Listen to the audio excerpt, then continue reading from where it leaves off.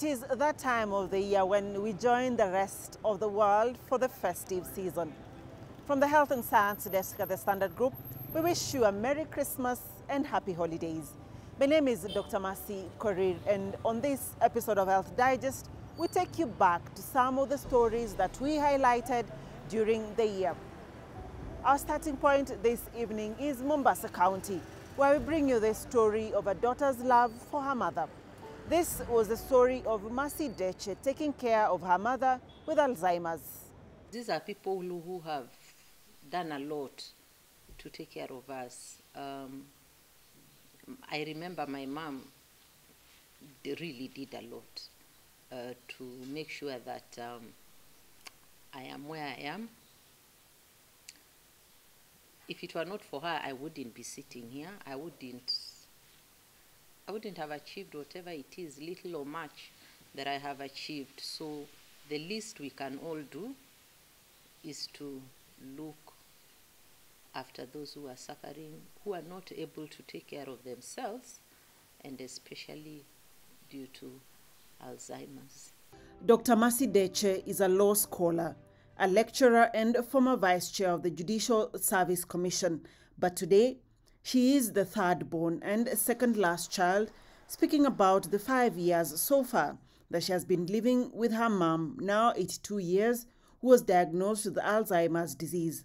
She, her husband and 3 children speak of a mother's disease that has taken her full circle to accept. My mom is this kind of people who are very active, very vibrant, very intelligent. She's a person with a very rich history, and you'll often hear her when she throws around her CV. She'll tell you of when I was in Alliance. So she went to all the good schools. She's held good jobs, and she, towards the last part of her working years, she was working abroad. She stayed there for 18 years with my siblings. In 2014, as she arrived, Mercy went to meet her at the airport, but contrary to her expectations, her mother was not as excited as she was to reunite. This was a point of concern. After that, I took her to her relatives to visit them, and there was a donkey outside, and I had her ask them, "Where did you get this horse from?" I wondered, why would my mom confuse a horse for a donkey? But we just laughed about it. So she went back to the States where she was staying. Then she came back in December 2015. And that's when now I saw that she had really deteriorated. Her sense of dress, she could no longer dress properly. She would wear a skirt, a blouse, a sweater on top of everything. She would forget to eat. So she really lost weight. She had really lost weight. And she would also confuse words. She's very well spoken, but she could forget a word. Like I remember her telling me, you're very dangerous. You like giving things. So I told her, "Do you mean generous?" Then she says, "Oh yeah, I mean generous." So she could miss out words. Instead of telling you, you look familiar, you'd hear her say, "You look popular," those kind of things, and would laugh about it. Mercy's pain, as she describes it, is like living a long goodbye. The mom who features in her childhood stories that she narrates to her sons is nowhere near the person they see now. We have seen her losing the ability to take care of herself progressively. And because one time it was just about confusion, she's confused, but the next time, maybe after a month or a week, you find that what she was able to do last week, she cannot be able to do anymore. So it started with, say, her clothes. She lives right upstairs. The guest wing is upstairs, and we had left her with her everything. But then you realize she can change clothes like maybe 5, 6, 10 times a day, or she could put all of them, maybe 5, 6 dresses at a go. So someone advised me, withdraw the clothes, so we assign her one per day. Then she used to sleep by herself upstairs, but she can no longer do that because she would now wake up to wander around the house. And you know it's dangerous because of the stairs, so we have someone who has to sleep with her. People talk with harsh tones concerning it. In fact, many people tell me, oh, you're brave, you're talking about it. But for me, it doesn't even require any bravery. It is just something that we must talk about because it is here with us, and there are so many people who are suffering. And not just that man from SGR. There was a time I saw a woman being beaten up in a hotel in Machakos. She had gone there and claimed ownership of the hotel, and and you know, people won't understand. People will think you're just being funny, or you're involving yourself in criminal behavior. And I keep remembering the many times that I also really blamed my mom. I thought she was lazy. I thought she was being stubborn. But it is the disease. It's nothing that it was something that was beyond her control. For men, Gloria Milimu highlighted this story of hair dyes and its link to fertility. For centuries, hair dye has played a major role in helping people portray a certain image, to either be seen to belong or fit in with the beauty standards. However, how many know of the chemistry behind the hair altering process, and are they safe? Hatukosangi client daily wa kupakwa hiyo dye. Juu kuna wale wenye wanapakwa nini chemical, alafu sasa wanaka 1 week, alafu ndio sasa tuna apply nini dye. Ukipaka hiyo dye haiwezi kuaffect kwa sababu unajua ukipaka lazima uvae gloves. Sasa ukivaa gloves una apply customer. Sasa unaona haiwezi kuaffect kwa mkono. As much as the studies are not conclusive and the fact that they were not locally done, fertility expert Dr. Kireki Omanwa argues that they cannot be wished away. As much as the studies did show that yes, there was a slight increase in deformities of these children of hairdressers, the differences were not statistically significant, which basically means that yes, there could be a connection between the chemicals which are in hair dyes and in these bleaches that are used by hairdressers, but it is not, the connection is not very clear, as it were. Now, the same, you can talk about the same in men as well, because the same dyes that are used by the ladies are the same dyes that men use. Again, a small study, again in Europe, showed that yes, there could be a slight connection. There's no direct link, cause effect per se, but an indirect connection, whereby they noticed that some of these men who used hair dyes, their sperm counts were low.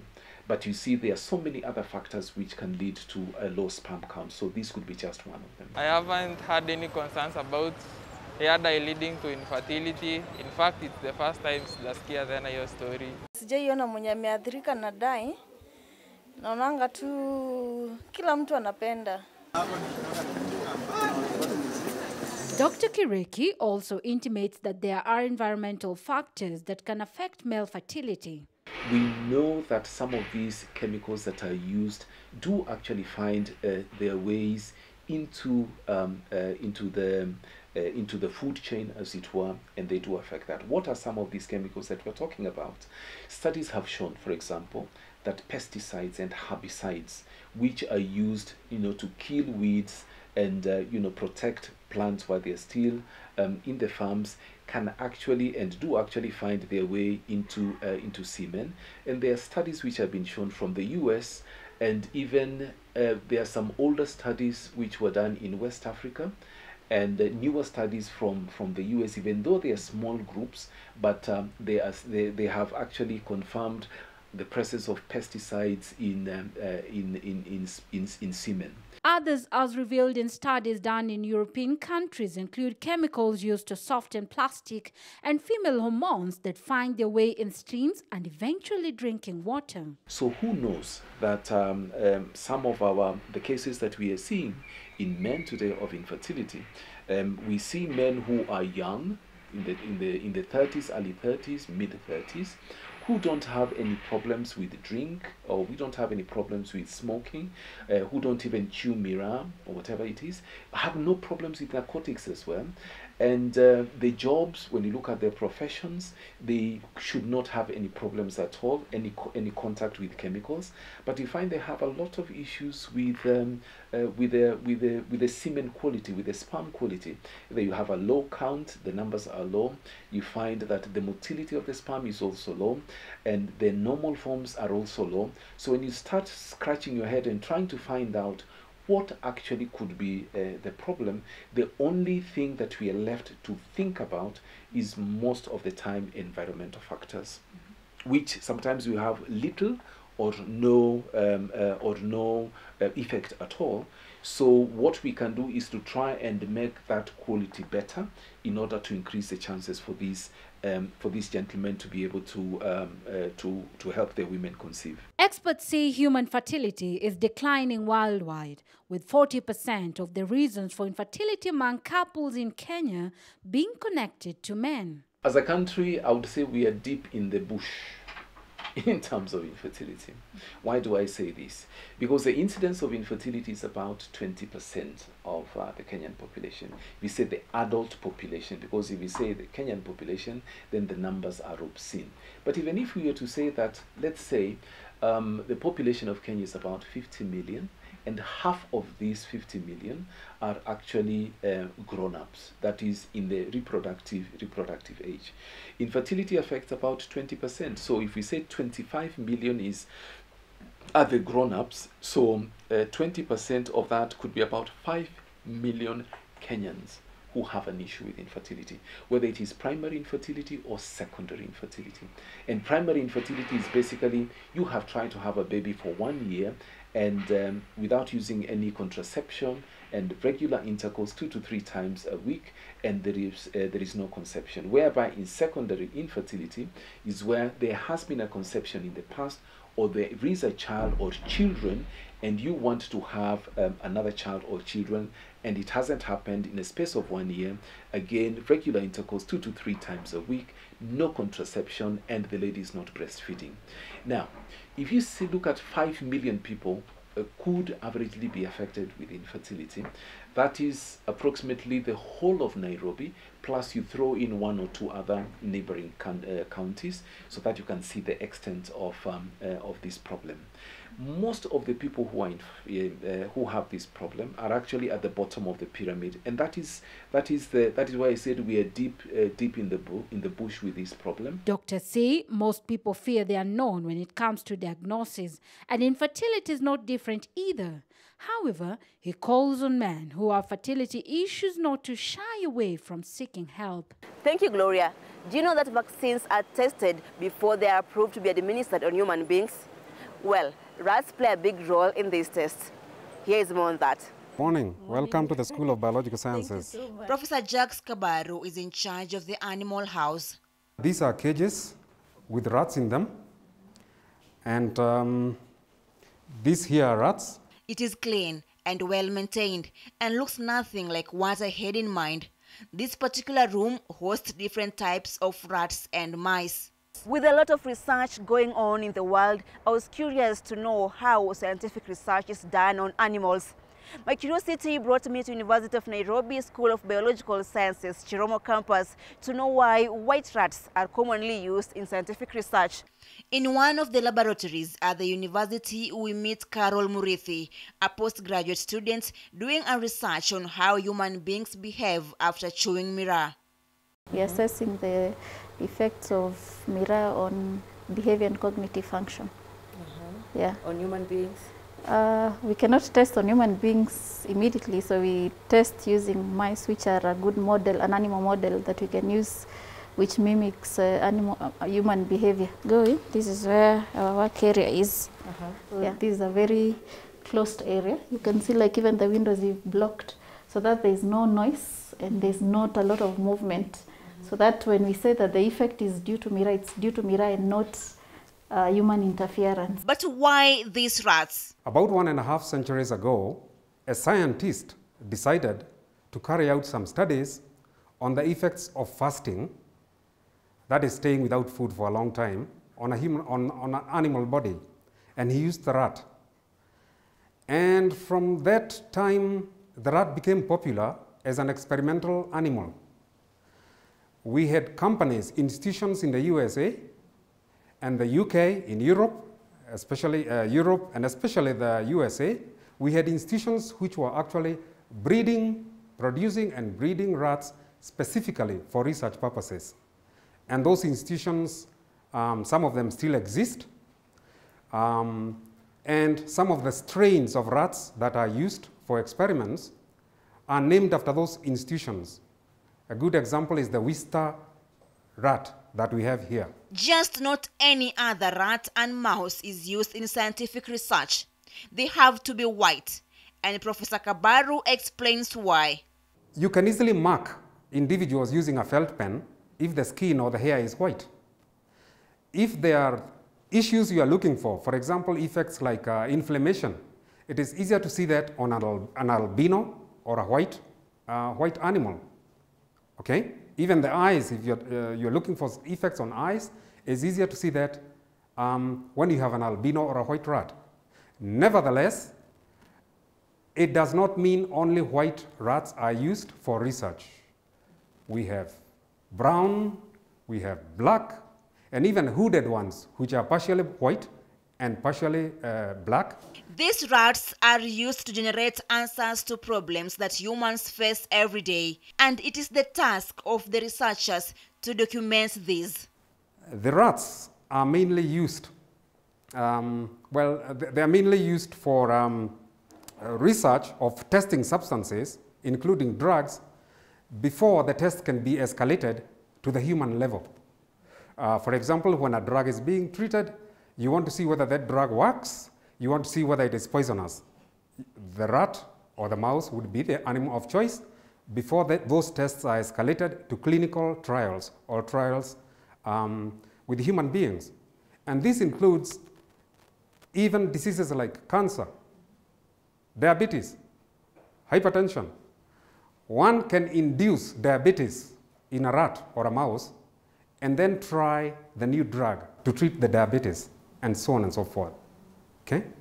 Parasitic diseases, malaria, sleeping sickness, some of the mice or rats can be infected with those parasites, and then new drugs will be tested on the mice because you don't want to test new things on human beings. Besides the white rats, there's so many other animals that are used in scientific research, like rabbits. And also today, Professor Kabari will explain the famous saying, "Do not use me as a guinea pig." Guinea pigs are docile, so they are very popular for use in research. They were domesticated a long time ago. Maybe in Kenya they are not very popular in homesteads, but in countries in Southern America, these are just eaten like cuckoo, like chicken, very popular. The test which is widely conducted on guinea pigs is the test for skin sensitization or allergies. So you want to test whether beauty products, insecticides, and so on and so forth will cause allergies. The guinea pig skin, specifically the skin of the male, is used for that purpose. So if the substance is going to sensitize or cause allergy in human beings, it would cause an allergy on the guinea pig skin. They are even used as pets, as you mentioned. So, yeah, it's just protesting, but it's not feeling pain. That is a normal, if it gets too happy or angry, it makes that kind of noise. So these are used to living with human beings. In many countries, especially in South America, you would find them even in their houses. In the kitchen, you know, taking scraps all off the floor, just like cats, or even the chicken. Okay, and they're used as food. People use them as pets, especially when you have people who are disabled or mentally a bit disturbed or something like that, who need a lot of compassion and they need a companion animal. So this can be used like the way people today are using puppies. You know, these, what are they called? These chihuahuas and whatever. Yeah. You may as well have guinea pigs around. Thank you, Beldine and Gloria, for that. Now we wind up this episode with this trip that I made to Kwale County to highlight the issue of blood and access to this crucial commodity. Wengine wazaa hivi bila kufanywa operation, wengine bila kutoka damu wanazaa tu. Yatokea tu bahati mbaya hiyo. Partly it can be also poor management of the obstetric emergencies. Kwale County is one of 6 counties in Kenya's coastal strip. It hosts a population of almost 650,000 people in its 4 constituencies. It has 3 public hospitals, 8 health centers and 64 dispensaries. Its doctor and nurse population ratios have been lagging behind its maternal and child health indicators. Shilingi Omari is now a new mom, a first-time mother at 21 years old. Her newborn baby, Fatuma, is barely a week old when we meet up with her at home. Her mother and grandmother, a generation of women that have seen women navigate childbirth, watch from a distance as she sits down with me under the shade of a towering baobab tree in the compound. Ilikuwa Jumapili asubuhi, nilianza tu kutoka maji. Nikamweleza bibi yangu natoka maji. Kaitwa pikipiki nikapelekwa Msambweni Hospital. Nilipofika Msambweni Hospital nikapokelewa na daktari wa kiume. Akanipima njia ilikuwa bado hazijafunguka. Akaniambia tembee. Nikatembea. Siku yote hiyo Jumapili hadi usiku bado sijajifungua. Nilipokuwa yale maji ya uchungu, maji yalipofika katikati tu nikasikia tayari kupush mtoto. Hasa ni ile na push. Daktari ananiambia kichwa kimetoka na push, lakini njia ikawa ni ndogo. Kabidi daktari aniongeze njia. And after this, did her challenges begin? Alipokuwa yanisafisha sasa ndo damu zikatoka nyingi.